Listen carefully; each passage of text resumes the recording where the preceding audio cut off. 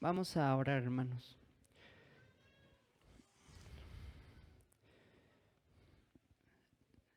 Señor Dios, te damos gracias por el privilegio de adorarte. Gracias por el permitirnos cantar, orar, leer las Escrituras, Señor. Y pues Dios, sabemos que tú has particularmente establecido el momento de la predicación de la palabra para ayudarnos, Señor, a adorarte, Señor, ayudarnos a crecer. Pedimos para que este momento del sermón siga siendo pues un tiempo de adoración. Pedimos que nos ayudes a adorarte al recibir tu palabra, Señor, como lo que es tu palabra. Pedimos que nosotros los creyentes te podamos adorar al estar atentos, al mirar, Señor, las Escrituras, al corroborar, Señor, que lo que se enseña es lo que dicen las Escrituras, y al recibir con mucho gozo lo que dicen las Escrituras y ponerlo por obra. Señor, todos nosotros los creyentes venimos hoy aquí con necesidad.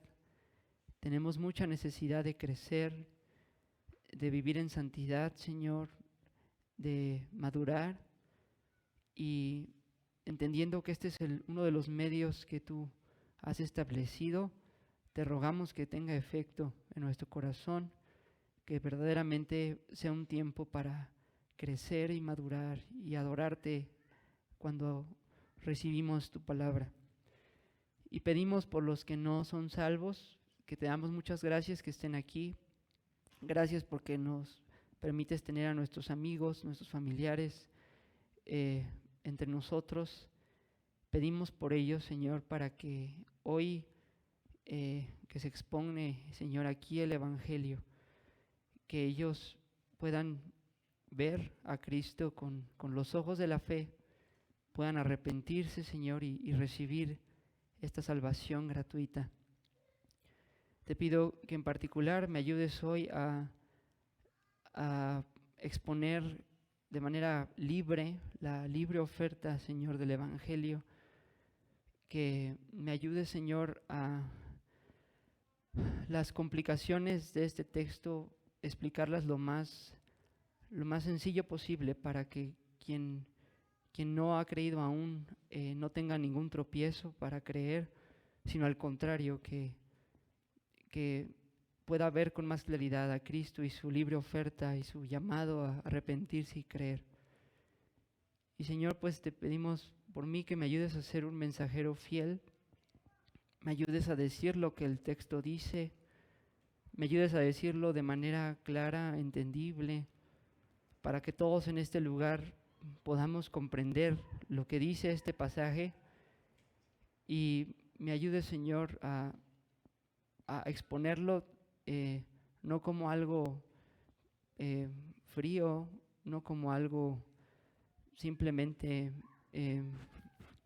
como un concepto abstracto, sino me ayudes a exponerlo también al experimentarlo yo en mi corazón. Pedimos, Señor, que tú seas glorificado en este mensaje, y todo esto lo pedimos en Cristo. Amén. Vamos a abrir nuestras Biblias en Primera de Juan. Y el pasaje que hoy nos corresponde es en el capítulo 2, versículos 1 y 2. Primera carta de Juan, capítulo 2, versículos 1 y 2. Si lo tenemos, podemos ponernos de pie para leer juntos la palabra del Señor. Dice así la palabra de Dios: Hijitos míos, estas cosas os escribo para que no pequéis. Y si alguno hubiere pecado, abogado tenemos para con el Padre, a Jesucristo el justo. y Él es la propiciación por nuestros pecados, y no solamente por los nuestros, sino también por los de todo el mundo. Amén. Podemos sentarnos.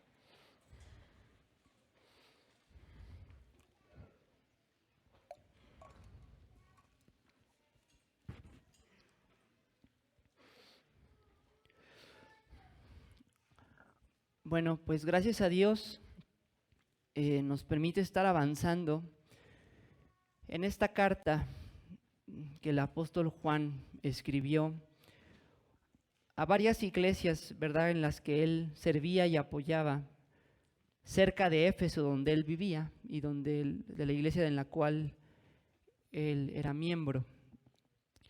Y comentamos, ¿no?, hace algunas semanas que Juan está aquí escribiendo esta carta que parece más como un sermón escrito que una epístola. Y esta carta tiene el propósito de ayudar a los creyentes, que han quedado sacudidos por una división, por una salida, parece ser que bastante grande de personas, incluso de personas con influencia dentro de las iglesias, lo cual ha provocado que estos creyentes estén temblorosos, con dudas, con incertidumbre de qué es lo que pasó y cuál es el propio estado de sus almas.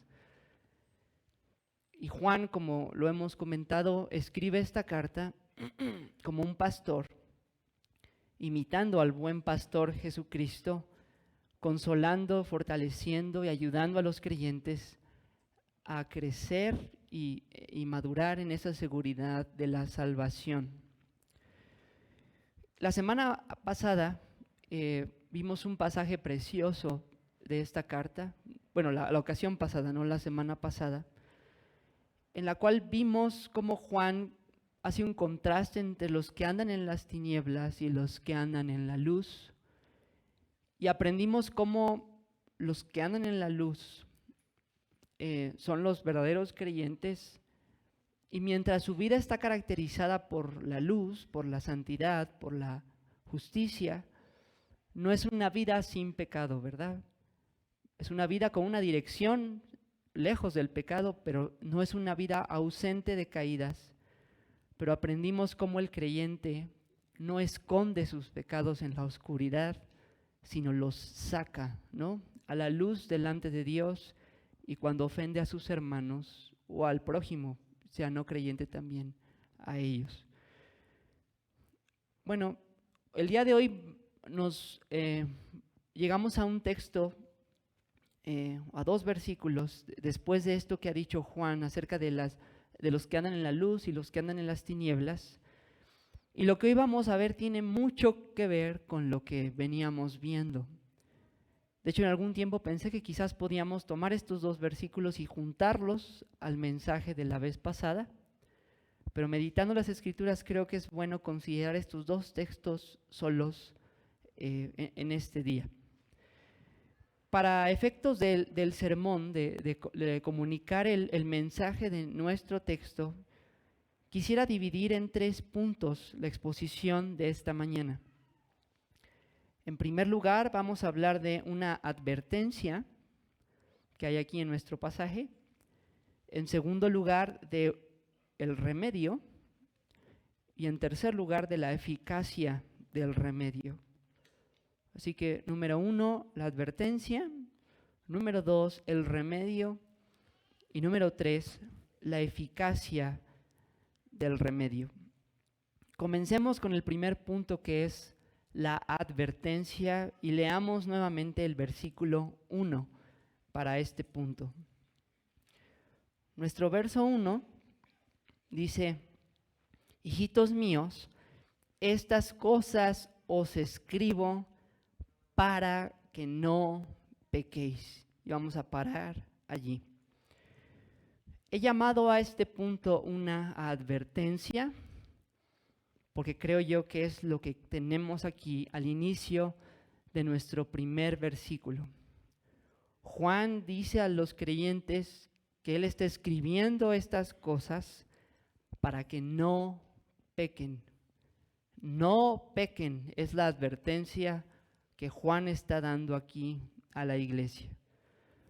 Y quizá uno puede decir, bueno, ok, sí, es verdad, sabemos que no debemos pecar, pero ¿por qué Juan dice que esto escribe para que no pequemos? Bueno, justo antes de nuestro texto, Juan nos habló de cómo los que andamos en luz podemos traer nuestro pecado a la luz, podemos confesar nuestro pecado a Dios y podemos recibir perdón, un perdón libre y gratuito. Si confesamos nuestros pecados, dice Juan, Él es fiel y justo para perdonar nuestros pecados y limpiarnos de toda maldad. Los creyentes, los que andamos en luz, tenemos un perdón absoluto a nuestra disposición todos los días, en todo momento. No hay momentos más susceptibles para el creyente para ser perdonado y menos susceptibles. El perdón no es más libre un día que otro para nosotros, sino todos los días de nuestra vida como creyentes tenemos el perdón absoluto de nuestro Señor ahí, esperándonos siempre que caemos, siempre que pecamos. Y esa verdad es hermosa y es gloriosa y creo yo que fue muy consoladora considerarla la vez pasada. Saber que el Señor nos ama con este amor incondicional, siempre fiel, siempre constante, siempre allí para perdonarnos y limpiarnos de toda maldad. Pero lamentablemente, debido al mismo pecado que aún mora en nosotros, a veces podemos, y de hecho creo yo que nos ha pasado a muchos de nosotros, y ha pasado en la historia de la iglesia a varios, podemos tomar esta verdad, el perdón libre, gratuito, incondicional, perpetuo que está allí para nosotros, y podemos comenzar a desviarnos. Y en lugar de que recibir este perdón nos lleve a un esfuerzo mayor por la santidad, a un celo mayor por mortificar el pecado, por tratar con nuestro pecado, a veces el perdón libre y gratuito de Dios, nosotros lo torcemos, ¿verdad? Y lo convertimos en una excusa para pecar en lugar de una razón para no pecar. Es horrible, está mal, pero lamentablemente pasa. No quiero con esto decir que el creyente vive una vida así, porque no es así. Dios siempre nos lleva a la luz, porque andamos en luz. Pero sí hay tentación a hacer eso. Pasa a veces que el perdón de Dios, lejos de ser algo que valoramos y atesoramos, y el fundamento sobre el cual nos paramos para no pecar, a veces nos hace ser negligentes, porque a fin y al cabo, ¿verdad? Dios nos perdona. Entonces Juan dice, esto les dije, o sea, el perdón libre, gratuito, constante que hay en Cristo, por la sangre de Cristo, eso se los dije, dice Juan, para que no pequen. La gracia de Dios, hermanos, nos es dada no para pecar, no para perseverar en el pecado para que la gracia abunde, en el lenguaje del apóstol Pablo, sino para hacer todo lo contrario. Y Juan les dice este mandamiento muy fuerte y muy directo, ¿no? No pequéis, no pequéis. No es que Juan esté enojado aquí porque les dice hijitos míos, pero sí Juan está siendo muy claro que el perdón de Dios no es para pecar, sino es al revés, es para no pecar. El perdón debería ser una motivación, debería maravillarnos, asombrarnos y llevarnos a una vida de esfuerzo en santidad, en pureza, en lucha y victoria contra el pecado. Así que esa es la advertencia que Juan nos da en nuestro texto. Esto se los digo para que no pequen. Pasamos ahora a nuestro segundo punto, que es el remedio. Y vamos a leer también ahí en nuestro versículo 1, después de donde dice no pequéis. Dice, y si alguno hubiere pecado, abogado tenemos para con el Padre, a Jesucristo el justo. Mientras Juan da este mandamiento claro y directo, Juan mismo sabe que aunque él está presionando, ¿verdad?, a los creyentes para que no pequen, Juan mismo sabe, como ya lo vimos la vez pasada, que andar en la luz no es andar sin pecado alguno. Y que aunque sí el creyente ha sido libre del pecado y ya está en una nueva dirección, en un nuevo camino, aunque ya es libre de la esclavitud al pecado y ahora vive para Dios, las caídas en el creyente son reales. Los pecados en el creyente son reales. Y Juan, como ese buen pastor, que por un lado habla claro y franco y explícito, también es tierno y amoroso y compasivo como su Señor. Y dice, si alguno hubiere pecado, hay un remedio. Juan no solo dice no pequen y ahí nos vemos y ahí cerramos el asunto, sino Juan dice, sabiendo qué pasa y sabiendo de hecho que el creyente lucha con el pecado todos los días, le dice que si alguien ha pecado, si algún creyente ha hecho algo que no debe hacer, hay un remedio.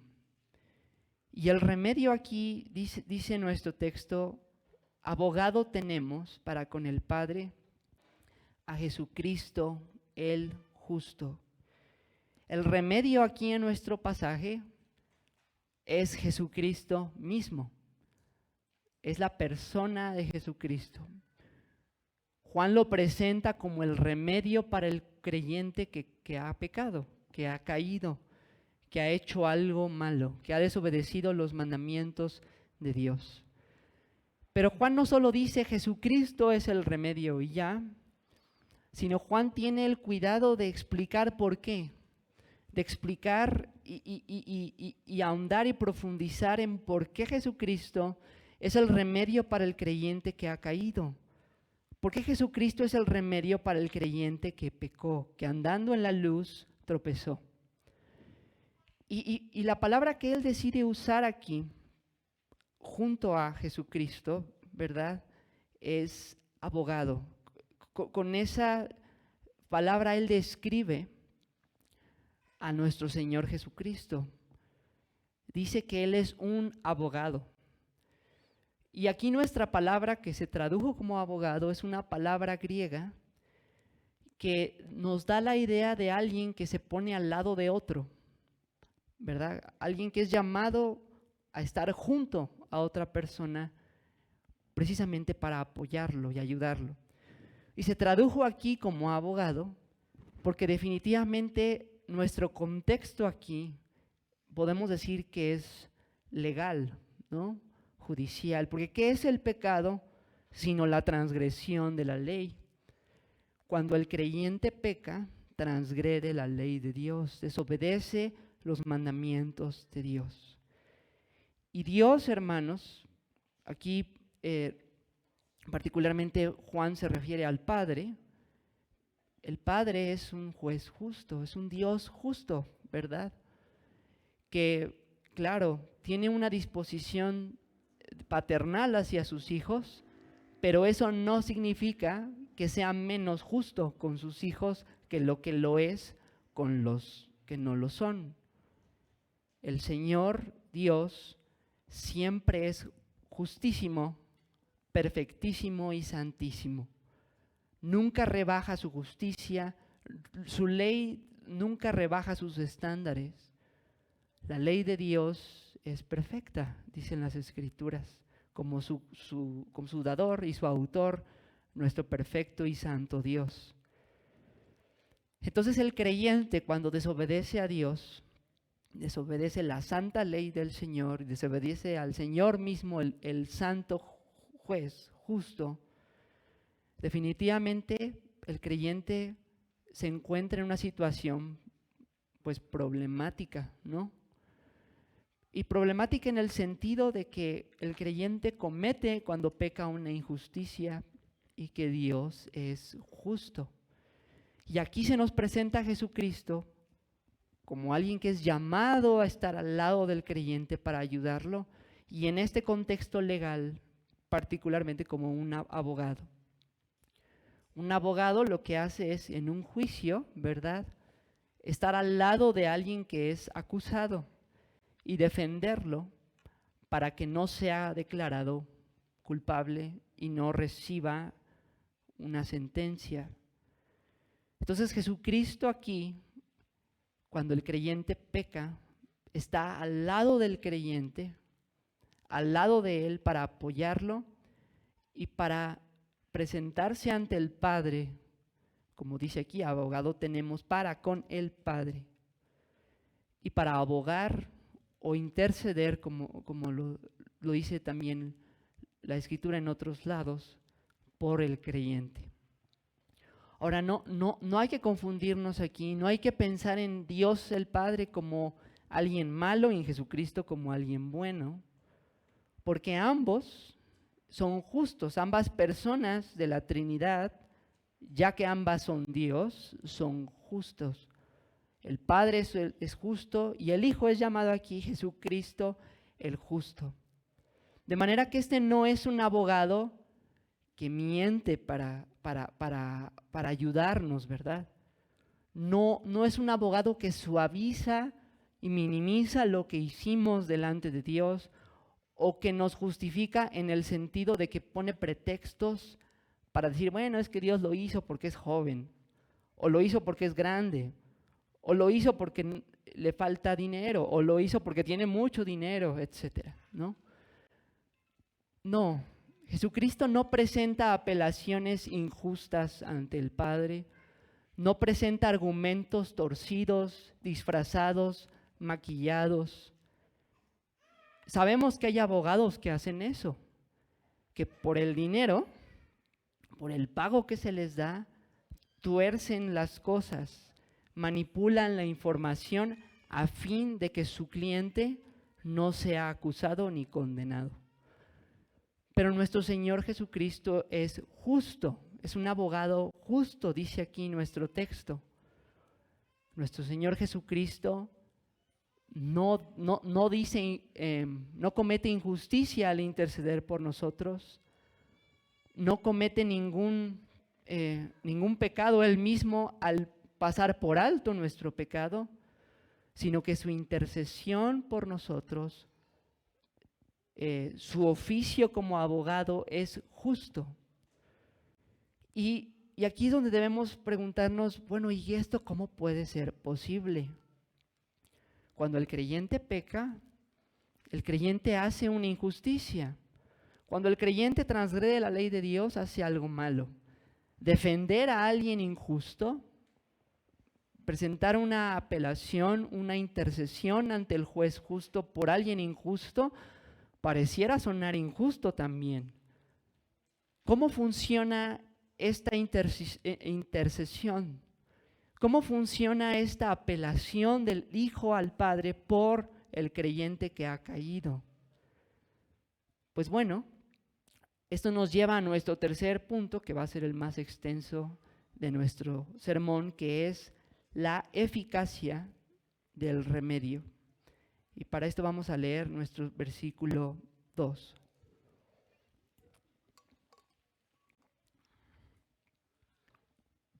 Nuestro versículo 2 dice, y Él es la propiciación por nuestros pecados, y no solamente por los nuestros, sino también por los de todo el mundo. Juan escoge una palabra aquí para dar luz a esta escena de intercesión, a esta escena legal, ¿verdad? Y la palabra que él escoge es propiciación. Una palabra que definitivamente no es común en el lenguaje español ordinario en nuestros días, que no la escuchamos en las conversaciones cotidianas entre los mexicanos y pues no creo que en ningún otro país de habla hispana. Es una palabra extraña para muchos de nosotros, pero es una palabra gloriosa, hermanos, que da todo sentido a esta escena legal y a la justicia de esta escena legal. Cuando hablamos de una propiciación, estamos hablando de un sacrificio, pero un sacrificio desde una perspectiva peculiar. Una propiciación es un sacrificio que recibe, que absorbe, que paga, satisface la ira de Dios. ¿Y por qué Juan escoge esta palabra para describir, verdad, a nuestro Señor Jesucristo aquí? Porque todo pecado, queridos hermanos, al ser violación de la santa ley de Dios y por lo tanto una ofensa al Dios justo, todo pecado merece la ira de Dios. Claro, hay pecados, sí, más graves que otros, sí, la Biblia sí nos enseña eso, pero todos los pecados, ¿verdad? Cualquiera que sea su gravedad, todos merecen la ira de Dios.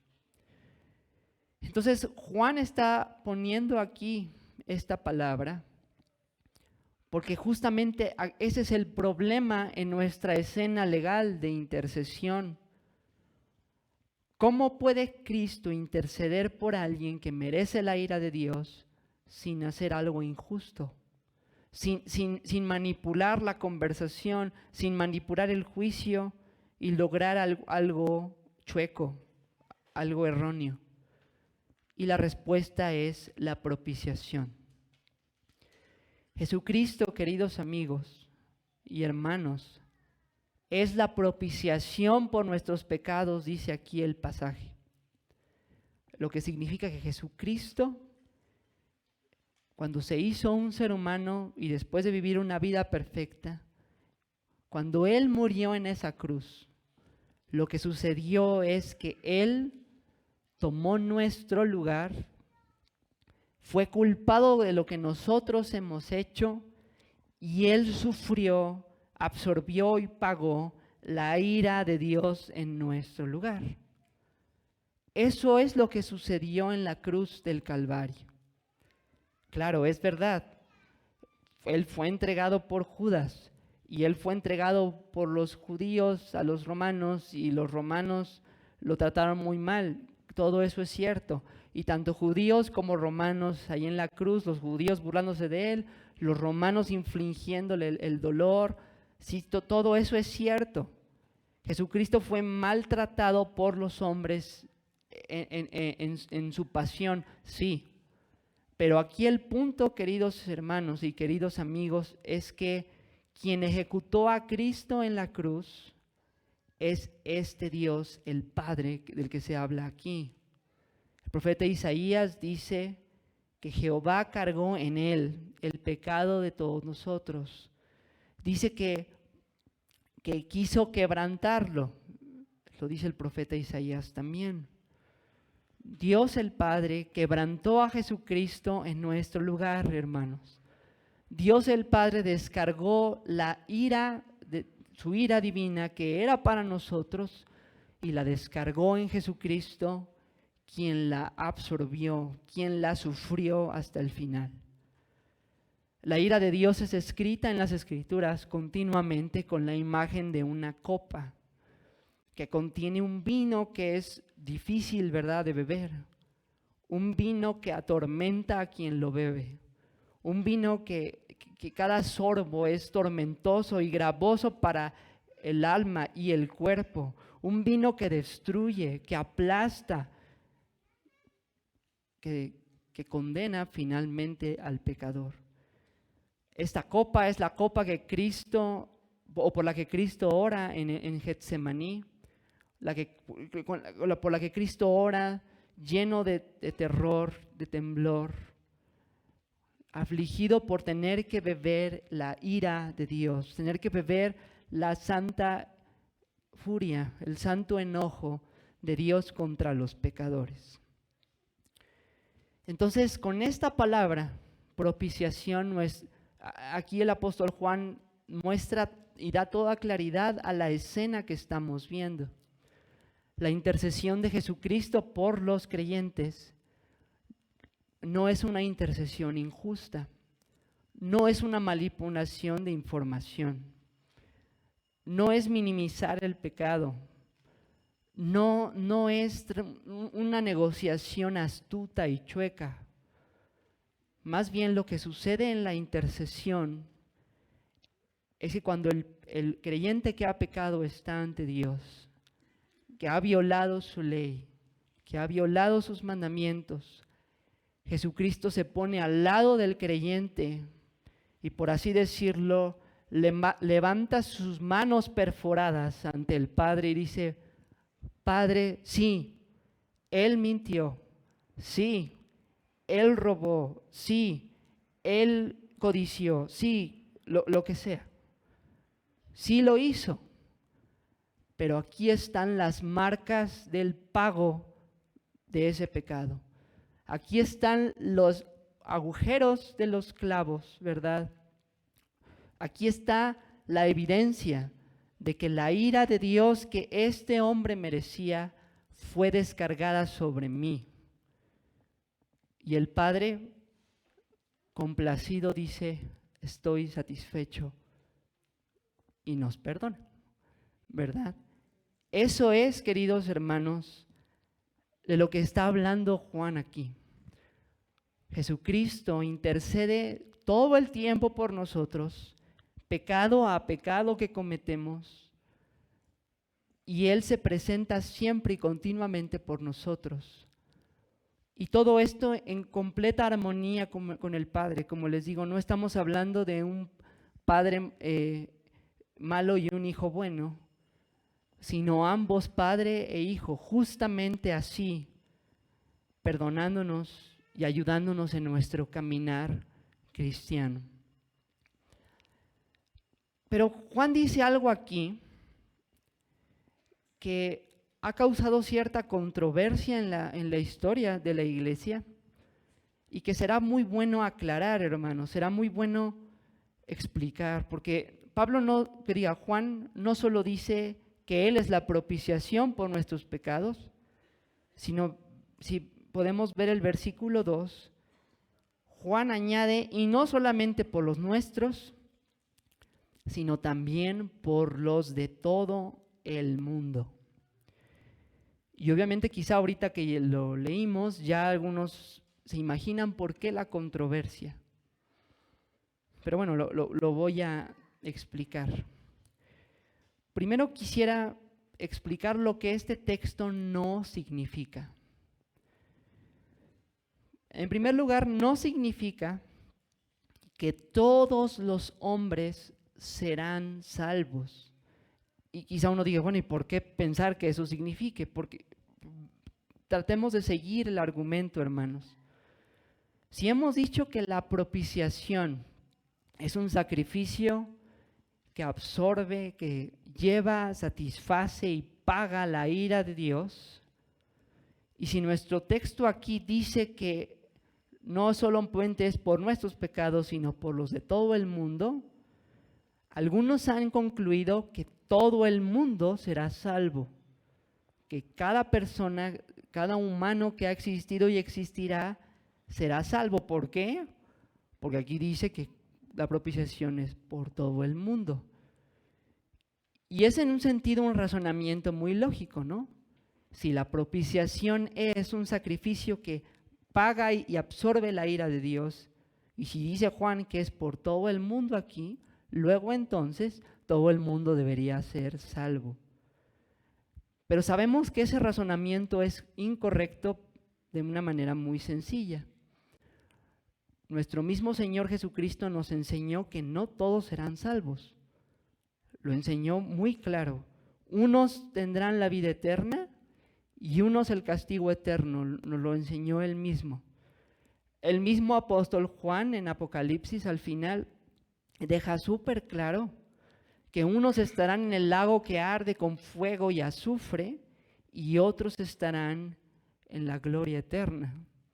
Entonces, este texto no puede significar, por lo tanto, que todo el mundo será salvo. Ahora, este texto tampoco significa que la propiciación fue hecha por todas las personas de todo el mundo, pero no todos serán salvos. Y permítanme explicar un poco más este argumento que quizás es el más popular en la iglesia cristiana de nuestros tiempos. Varios cristianos de nuestra época y de otras épocas creen firmemente que lo que pasó en la cruz fue una propiciación, un sacrificio sustitutivo, ¿verdad? Él en nuestro lugar, y que Él absorbió la ira de Dios, que Él sufrió la ira de Dios que es para nosotros. Pero a la vez, varios de esos creyentes creen que se efectuó por cada persona del mundo, desde Adán hasta el último humano que exista, pero que eso no es garantía de que las personas sean salvas, sino que varias personas se perderán. Es decir, creen que Cristo murió pagando el pecado de todos los hombres, pero no todos los hombres serán salvos. Es muy popular esta postura, pero sin embargo tiene graves problemas. Y el primer problema, hermanos, es que esa postura demerita lo que es una propiciación. Acabamos de decir que una propiciación es un sacrificio que se hace en lugar de otro y que lleva, absorbe, paga la ira de Dios. La gran pregunta es esta: si alguien por quien Cristo pagó, por quien Cristo absorbió la ira, puede aún así perderse, ¿no acaso eso demerita esa propiciación? ¿No acaso eso nos estaría diciendo que la propiciación no es suficiente? Es decir, si las personas que están condenadas hoy y que lo estarán por siempre, si por ellas Cristo pagó, si por ellas se hizo propiciación y hoy están sufriendo o sufrirán la ira de Dios, ¿dónde estuvo la propiciación? ¿Dónde estuvo el pago? ¿Dónde estuvo la satisfacción de la ira? Estrictamente hablando, pues no, eso no es una propiciación, ¿verdad? Eso sería otra cosa. Pero eso no hace justicia a nuestro término propiciación. Nuestro término propiciación exige un pago completo y satisfactorio. Así que esa postura tiene graves problemas. Y también esa postura tiene problemas graves porque malinterpreta la palabra mundo aquí. Quienes tienen esa postura dicen, pues dice todo el mundo, pues significa todas las personas y todo el mundo, desde Adán hasta el último humano que exista. Pero si nosotros vamos a las Escrituras, y particularmente a las Escrituras de Juan, el apóstol Juan, nosotros vamos a ver que Juan usa esta palabra mundo, no siempre queriendo decir todas las personas de todo el mundo en todas las épocas. Y vamos a ver dos ejemplos nada más para que veamos que esto es así. Ahí mismo en la carta de Juan, primera de Juan 5, 19.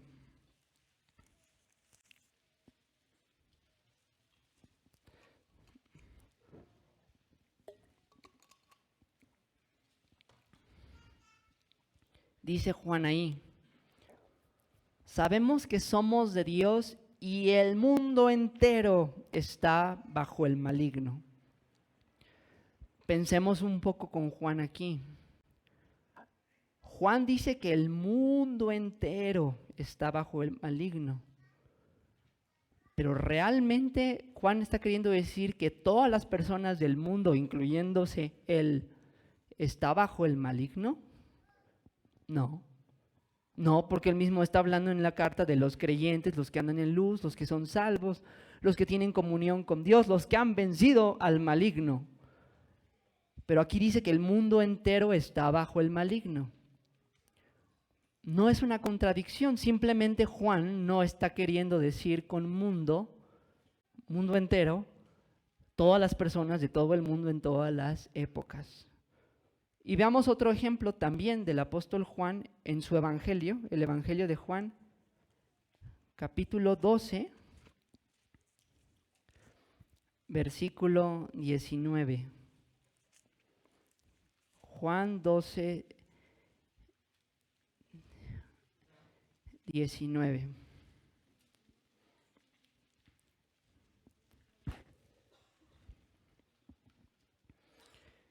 Dice Juan aquí: pero los fariseos dijeron entre sí, ya veis que no conseguís nada, mirad, el mundo se va tras él. Hablando de Jesucristo.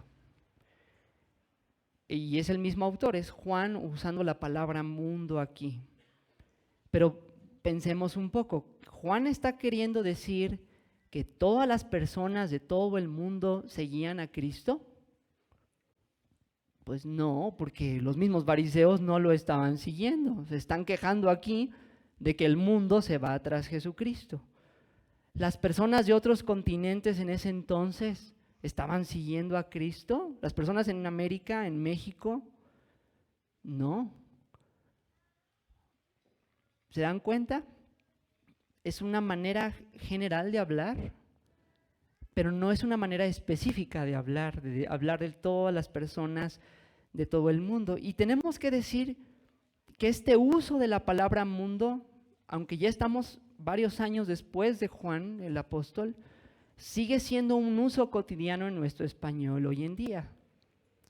Por ejemplo, si alguien de nosotros nos dijera, he viajado por todo el mundo, ¿quiere decir eso que ha estado en todos los países de todo el mundo? ¿En todas las ciudades de todo el mundo? ¿En todos los pueblitos de todo el mundo? ¿En todas las casas de todo el mundo? No, quiere decir que es alguien que ha viajado mucho, ¿no? Que ha ido a 1, 2 o 3 o más países, pero no alguien que exhaustivamente ha estado en cada lugar del mundo. Así que no es algo tan extraño para nuestro español usar mundo en un sentido general, abarcador o integral, vamos a decirlo así, sin ser específico y particular de cada cosa.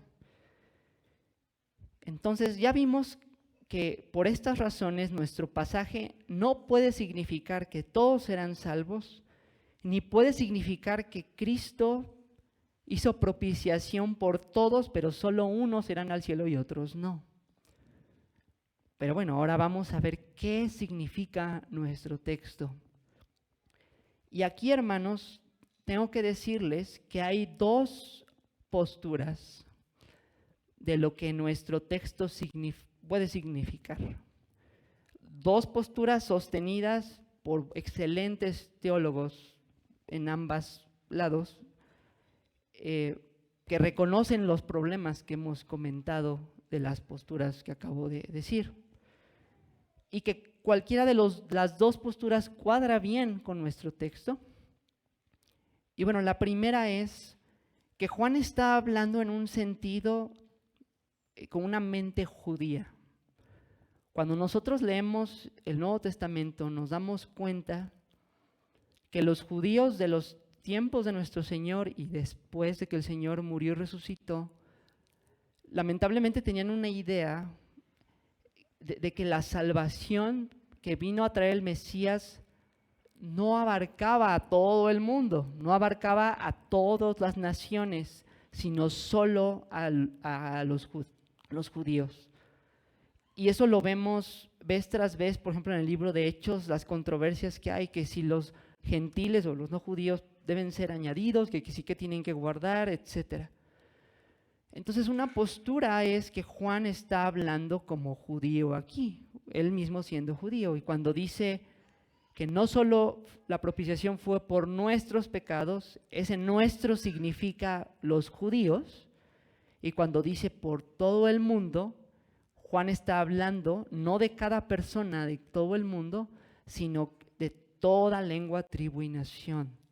Que la salvación, la propiciación que Cristo efectuó fue por personas de todos los países, de todas las naciones, de todos los contextos. Esa es una postura sostenida por excelentes teólogos. Y hay otra postura que personalmente es la que yo creo, que se parece a la anterior, pero es un poquito más específica, y es así.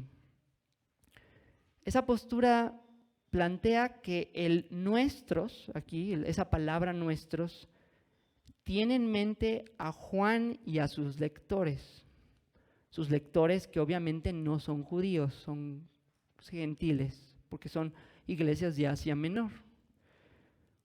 Juan dice que Él es la propiciación por nuestros pecados.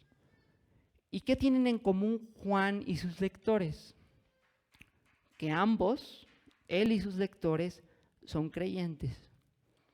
Han creído en el Mesías, ya que sean judíos o que no, o que sean gentiles, han puesto su fe en el Mesías y particularmente conforme al contexto andan en la luz. Son creyentes, tienen comunión con el Señor. Él el autor y los destinatarios de la carta. Y cuando Juan dice, y no solo por los nuestros, sino también por los de todo el mundo, está diciendo que la propiciación de Cristo no solamente fue por Él y sus lectores, sino por los que son como ellos en todo el mundo. En México, en Argentina, en Brasil, en China, en Australia, en España, etc. Entonces, ya sea la postura de judíos y gentiles o esta otra postura, las dos creo yo que cuadran bien en nuestro pasaje, pero personalmente yo creo que como Juan está escribiendo a iglesias no judías, yo creo que su argumento es más bien el segundo. Es decir, Juan está diciendo que la propiciación fue hecha por nosotros, es decir, por Juan y sus lectores, y por los de todo el mundo, los que son como ellos, que han creído en Cristo en todas las naciones, en todo lugar. Bueno, esta última parte del sermón definitivamente fue un poco difícil, y cualquier duda con confianza podemos platicar después, si algo no quedó claro. Pero después de esta parte un poco pesada, vamos a concluir ahora con las aplicaciones de nuestro texto.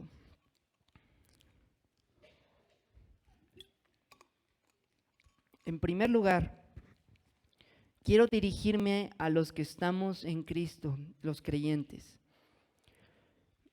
Nuestro texto de hoy, hermanos, nuestro pasaje de esta mañana, es un pasaje que en primer lugar nos presiona a esforzarnos por no pecar. Y es una excelente verdad a recordar hoy, hermanos, en este día. Quizá algunos de nosotros nos hemos relajado en nuestra santificación.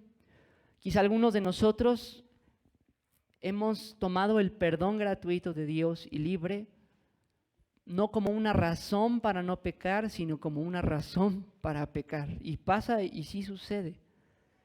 Querido hermano, si tú has hecho esto, si has usado el perdón de Dios como una excusa para no ser diligente en tratar tu pecado, si yo lo he hecho, debemos hoy arrepentirnos y esforzarnos por no pecar. Que el perdón libre y gratuito que nos espera cuando caemos, hermano, que no sea una razón para pecar, sino para no pecar. Que el asombro y el gozo de saber de que todo pecado que cometamos está perdonado, porque Cristo lo pagó en la cruz con esa propiciación, nos haga no querer hacerlo. que el considerar los sufrimientos que causaron o por los que podemos ser perdonados, que considerar esa cruz sangrienta, ese Salvador sangrante por nosotros, nos lleve a no pecar, a esforzarnos con nuestro máximo esfuerzo para guardar los mandamientos de Dios, para permanecer en los medios de la gracia y no pecar. Se requiere, como ya lo hemos visto incluso en Filipenses, ¿se acuerdan?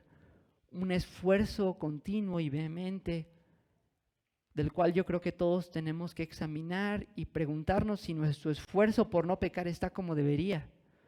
Creo que todos los creyentes encontraremos que no nos hemos esforzado como deberíamos. Entonces, que este mensaje nos empuje, nos anime a no pecar, a esforzarnos vehementemente por no hacerlo. Pero la segunda aplicación sería que en ese esfuerzo vehemente, en ese esfuerzo agonizante, ¿verdad?, por no pecar, cuando caigamos, ya sabemos qué hacer. Cuando caigamos en ese esfuerzo por no pecar, nuestro texto nos ayuda a que no nos quedemos postrados en el suelo, a que no abandonemos la carrera, a que no caiga un desánimo tan poderoso sobre nosotros que nos deje inmóviles. Nuestro texto nos dice qué hacer. Y si se dan cuenta, nuestro texto lo que nos lleva a hacer es considerar el remedio que hay para nosotros. Querido hermano, tú y yo cuando pequemos, lo que tenemos que hacer, como ya lo vimos la vez pasada, no es esconder nuestro pecado en las tinieblas. Lo que tenemos que hacer es traerlo a la luz, confiando en esa propiciación. Sí, lo que hacemos como creyentes cuando pecamos es feo, está mal, es algo abominable ante Dios y es algo horrible a la luz de toda la gracia que hemos recibido. Es detestable, es horrible, pero lo que hay que hacer con eso no es esconderlo, no es tratarnos nosotros de justificar ante Dios, sino presentarnos a Dios confiando en nuestro abogado, confiando en que nuestro abogado pagó eso. Eso que hicimos tiene perdón porque Él sufrió lo que merecemos por eso en la cruz. Y que ese pensamiento, hermanos, continuamente nos ayude cada vez que pequemos. Claro, como lo menciono, esto no es para pecar, esto no es para tratar el pecado con ligereza, al contrario. Si realmente pensamos y llenamos nuestras mentes de la meditación de quién es Cristo y lo que Él sufrió por nosotros y lo que costó pagar ese pecado que acabamos de cometer, eso no nos va a hacer ligeros, a lavarnos las manos así como si nada y ya, sino va a haber un pesar, un dolor, una tristeza que nos lleva al arrepentimiento. Pero no debemos ser hundidos por esa tristeza al grado de quedar inmóviles, sino precisamente como tenemos abogado podemos levantarnos y seguir. Y eso es, hermanos, lo que hay que hacer, esforzarnos al máximo por no pecar. Pero si llegamos a pecar, hay que acudir al Señor, considerar a nuestra propiciación que es Cristo, creer que lo que Él hizo satisface todo lo que hacemos, ¿verdad? Pagó por todos nuestros pecados y levantarnos y perseverar. Que Dios nos ayude, hermanos, a hacer ambas cosas, tanto un esfuerzo arduo por no pecar, como una confianza constante solo en Cristo y no en nuestro esfuerzo. Esta combinación, ¿verdad?, precisamente de arrepentimiento y fe, es necesaria todos los días del creyente y va a ser necesaria hasta que el Señor vuelva. Así que Dios nos ayude a perseverar confiando siempre en Cristo nuestro abogado y propiciación. Y finalmente, una palabra para los que no están en Cristo. Querido amigo, en este sermón se han tocado un tema que a veces es un poco controversial y que a veces desanima a muchos inconversos. El tema de que Jesucristo solo hizo propiciación por los creyentes, por su pueblo, no por cada persona de todo el mundo, sino por personas específicas en todo el mundo. Y a veces esta doctrina lamentablemente provoca mucho desánimo en los inconversos. Surgen preguntas como, ¿para qué me acerco si ni siquiera sé si Él murió por mí? ¿Para qué pongo mi fe en su sacrificio? Pudiera ser que no fue por mí. Es real, sucede. Personas que se preguntan si son escogidas o no, si lo que hizo Cristo fue por ellos o no. Personas que incluso caen en un abismo, ¿verdad? Una espiral descendente sin salida con estos pensamientos y que se desaniman. Y no quisiera que eso pasara esta mañana. Por un lado, sí quiero ser muy claro en que nuestro texto no está diciendo que Cristo pagó los pecados de todas las personas de todo el mundo y que solo pagó los pecados de personas específicas en todo el mundo. Eso es la verdad. Pero tú, querido amigo, tienes que saber que esa verdad en las Escrituras jamás es usada para dar una oferta restrictiva del Evangelio. Es decir, mientras es cierto que Cristo solo murió por la iglesia, por los creyentes, la Biblia jamás nos autoriza a solo ofrecer el Evangelio a ciertas personas, a solo decirle el Evangelio y ofrecérselo a cierta clase de personas. Solo a los que se ve que creo que se ve como que quiere creer, a él se lo ofrezco, y al que se ve endurecido, a él no. No, queridos hermanos, eso no es lo que la Biblia nos enseña. Sí, la propiciación fue hecha con un propósito específico, con personas específicas en mente, pero no para dar una oferta limitada, no para dar una oferta cerrada, sino, queridos amigos, la gran noticia que quiero que sepas es que mientras la propiciación es específica, definida y particular, la oferta del Evangelio es libre y general. Se debe hacer, dice Cristo, a toda criatura.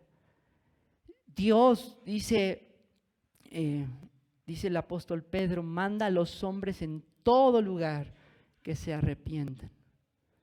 Tenemos pasajes donde Dios dice que Él no quiere la muerte del impío, sino que se convierta y viva.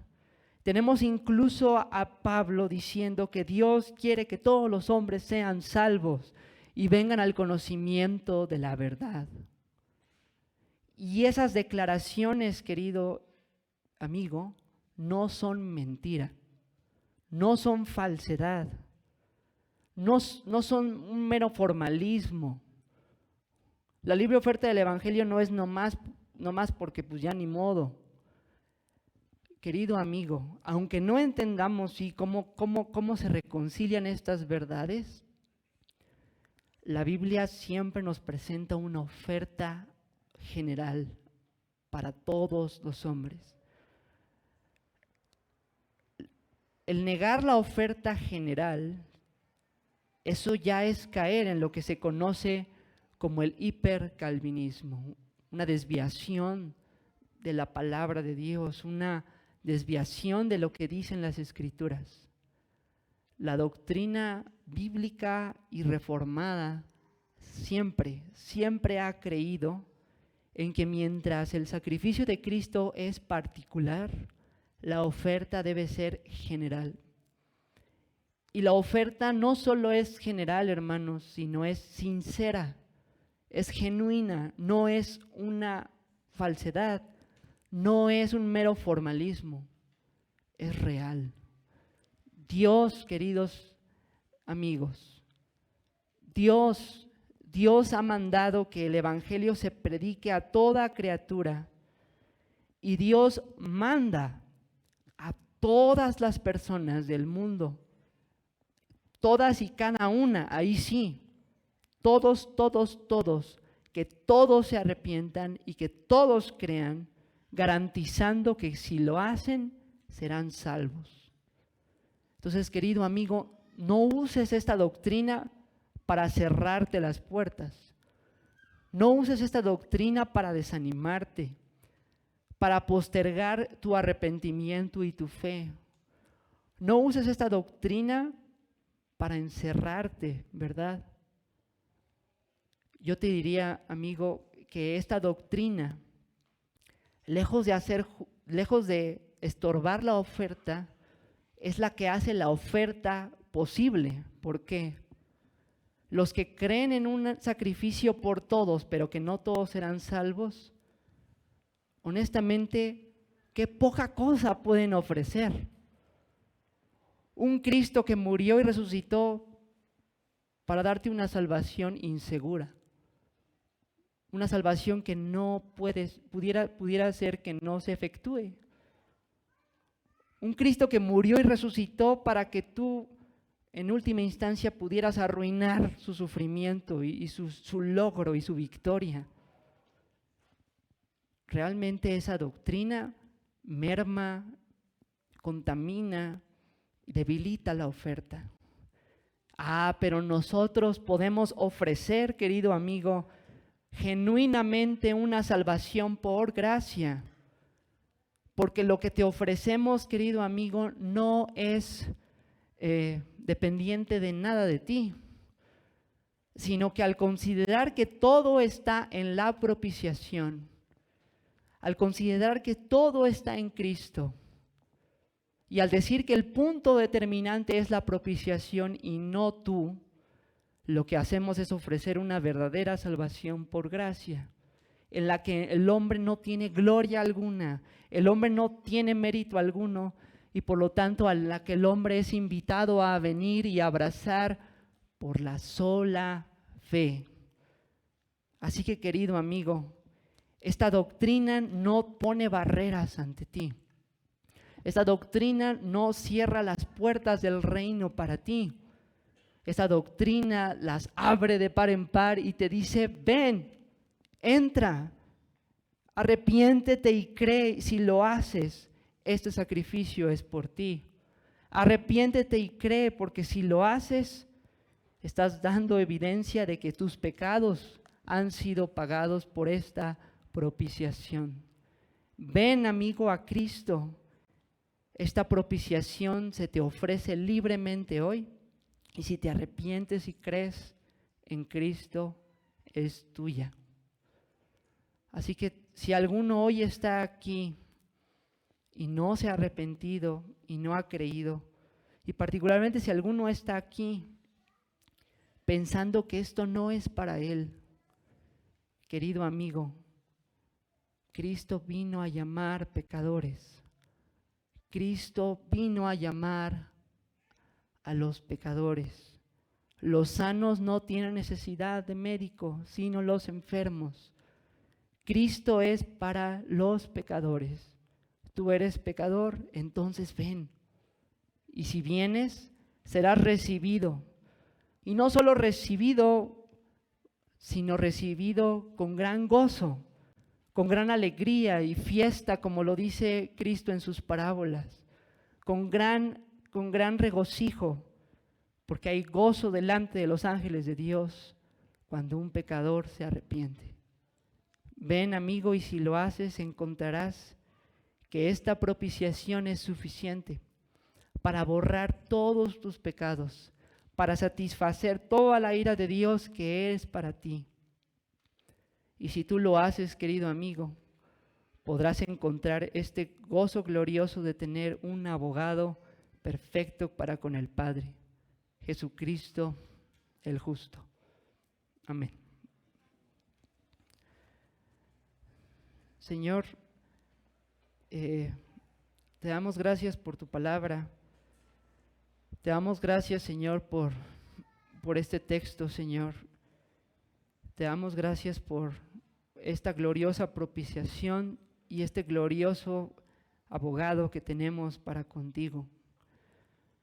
Señor, te queremos pedir que nosotros los creyentes seamos motivados por este mensaje a no pecar y que cuando pequemos podamos nosotros arrepentirnos nuevamente, podamos volver a poner nuestra fe en Cristo, confiar en que tenemos ese abogado perfecto y seguir.